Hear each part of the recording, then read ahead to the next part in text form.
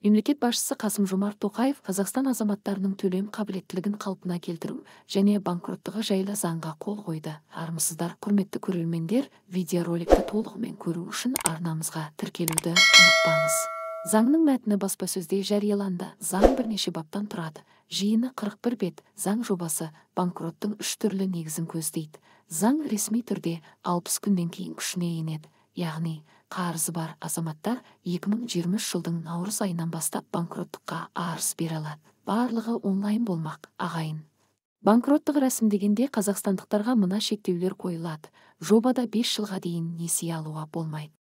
Және азаматтар 7 жылдан кейін ғана банкроттыққа қайта жүгіне алады. Банкроттықтан кейін 3 жыл ішінде банкроттың қаржылық жағдайына мониторинг жүргізу көзделеді. Тоқаев банкроттық заңға қол қоятынын өзінің жолдауында айтқан болатын, себебі елімізде кредитке батқан 8 миллионға жуық халық тұрады.